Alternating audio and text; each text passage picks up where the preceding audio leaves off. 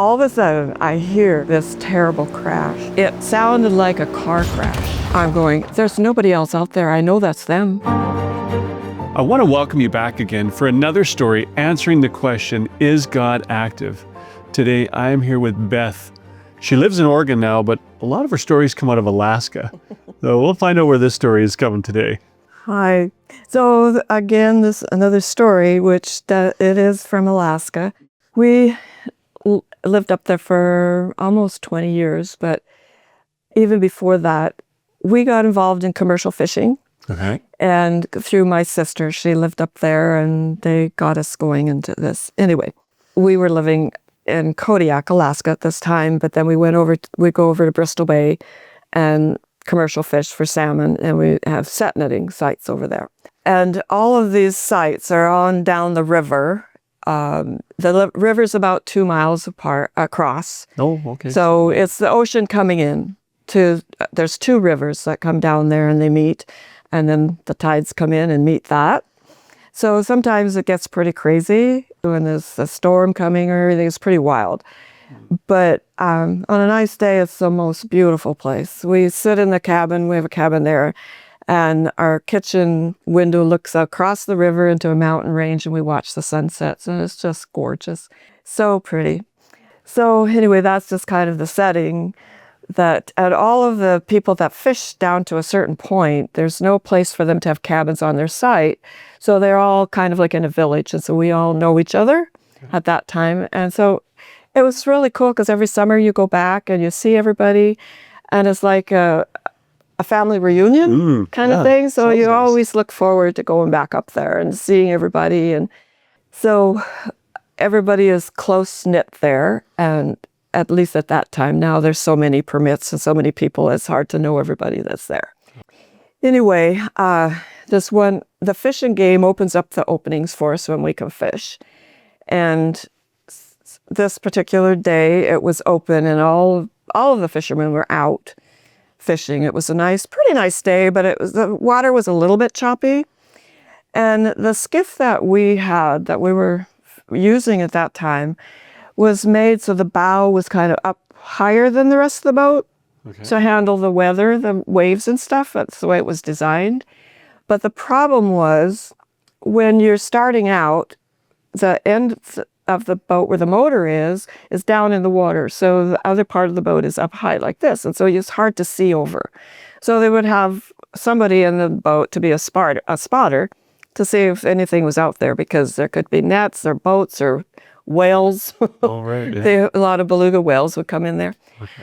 And so someone would always stand up there and spot.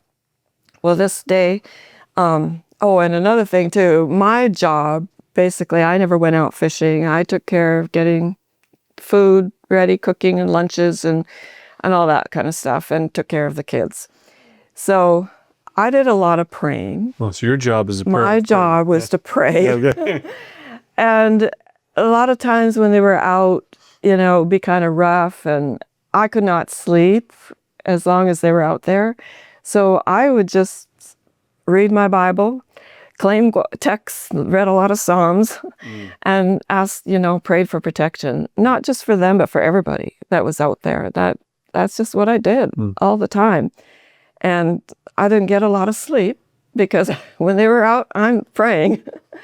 Anyway, so this day they were out fishing, and they came in, I think just to get a lunch or something like that. So I was, getting that ready for them. And I don't know, this is maybe too much information, but we had an outhouse there. It's a real rustic, rough cabin. It was, sure. And so whenever the guys would leave, that would be my opportunity. I'd go out to the outhouse, and I would always pray. Do I need to tell you that? But anyway. Well, you need to pray to use the outhouse for sure. But this is camping, and it's rough out there. So anyway, this day they left, and everybody was gone. All the fishermen were gone on their sites. So there was no boats running or anything like that out there. And as far as we knew, all the boats were gone. Anyway, so they left, and I went out to the outhouse, and all of a sudden I hear this terrible crash. it was like, it sounded like a car crash. You know, it was so loud. And I'm going, there's nobody else out there. I know that's them. And I'm just praying, oh, Lord, please spare whoever, whatever's happening out there. And knowing that there was some kind of an accident, my first thought was the person that's spotting in that boat is so easy to just, just knock them out into the ocean. And having your fishing gear and everything on it and have life vests on or anything. No? No. Okay. I shouldn't tell you. Okay. This was years and years ago. Okay. It wasn't sure required. now it's different, yeah.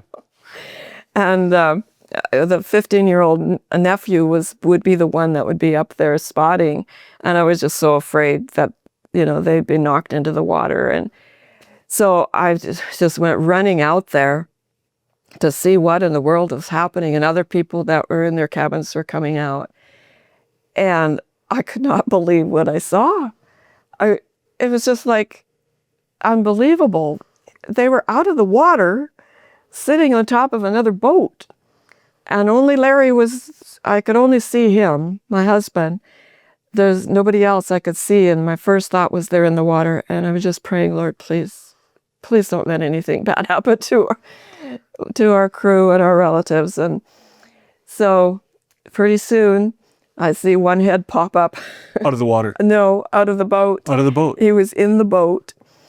And I was just like a sigh of relief. There's one of them, and then pretty soon another one did. And so they all three were in the boat. They had not been knocked out. And the boat was sitting right on top of another boat. There was one little skiff that was left in there, and they hadn't seen it, I guess. And so there was no need for the spotter to tell them where to go, because they had looked. There's nothing out there. It was flat open. I don't know how they didn't see it. Missed it, yeah. But I think it might have been the color of the boat, just kind of was like the color of the water. And anyway, they hadn't seen it. So my husband's there trying to, with the engine, they didn't even know what had happened. So I'm just trying to picture this because, you hear a crash, you look out, and the boat isn't splintered, the other boat. It's on top of the other boat, sitting there nicely, floating. Yeah, floating. Okay, this is hard Their to imagine. boat was this way, our boat was coming this way. Oh, it hit that way. And so it landed right on top of it like this. And it wasn't sinking. It didn't sink the boat. And the interesting thing was that it missed the engine, it missed the rollers, it missed all the expensive equipment in the boat underneath them. Wow. And it was balancing perfectly. And my husband was like, revving the engine, wondering why he wasn't going anywhere. And he's just sitting on here. He's sitting on top of the boat. And so our nephew, he walked out towards the bow of the boat to see what in the world was going on, because they didn't know. So they didn't even hear it that much because the waves, they are used to it bouncing on the waves, and that makes a noise. And so it sounded way worse to the rest of us than they hadn't heard it.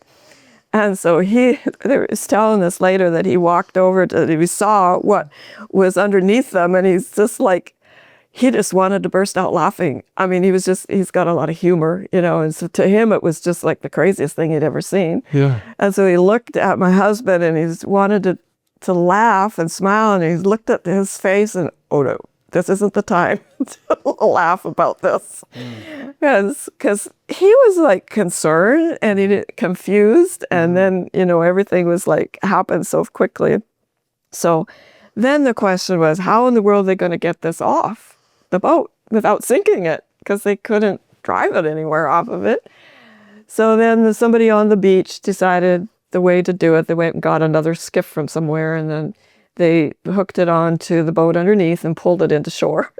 Oh, really? And that way they were able to just lift our boat off. It was an aluminum boat, and the other boat was a wooden boat, a wooden skiff. So they lifted it off, and my husband said by that time the lady that owned it had come out, and she hadn't owned it, but she was leasing it. And he told her, he said, we'll pay for the damages. Mm-hmm. And then he just got in the boat and left. But meanwhile, while we were trying to figure out what had happened, and I was on the beach, and the people were coming and says, go get your camera. You'll never see anything like this again. Get your camera. And my first thought was, no, I don't want to humble my husband for the rest of his life.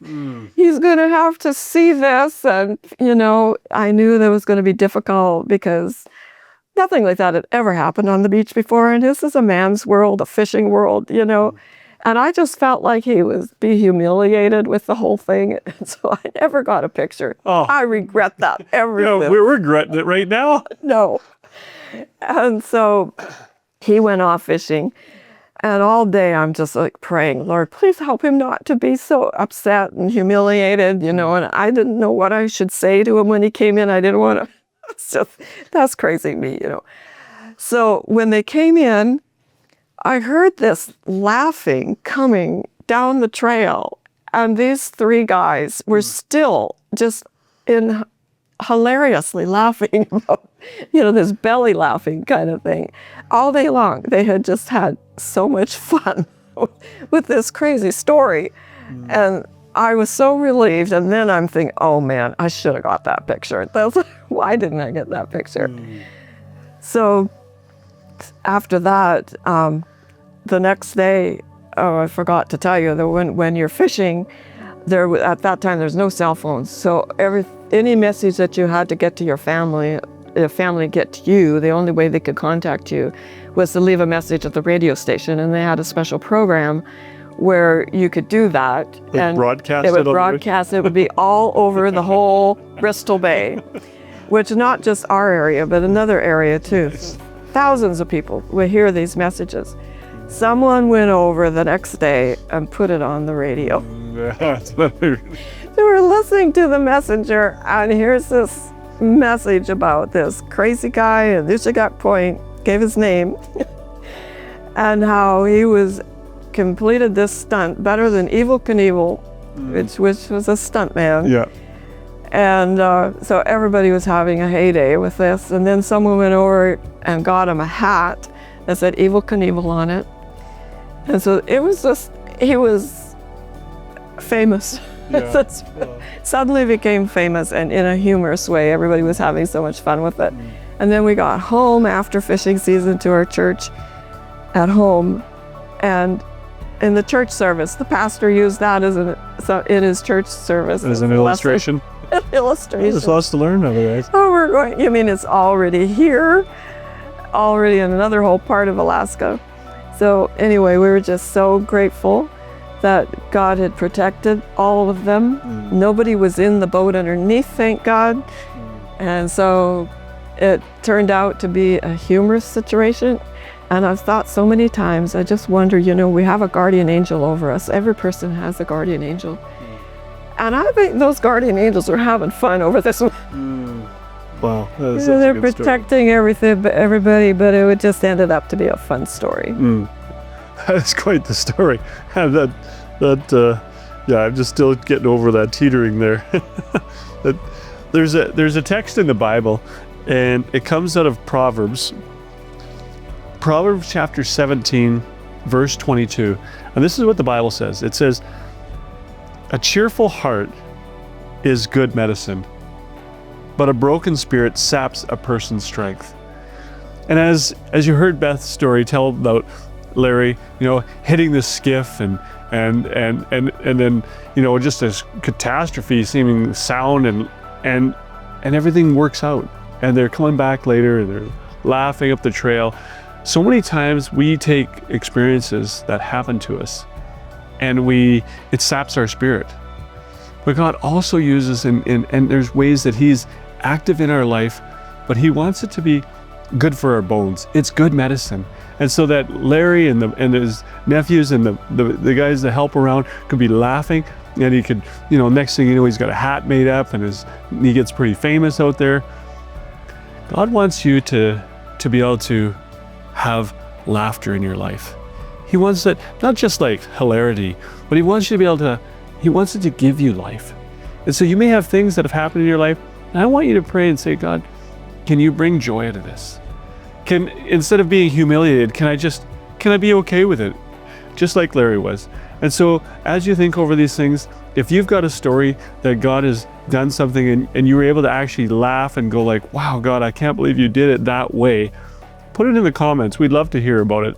And join us next week as we continue answering the question, is God active?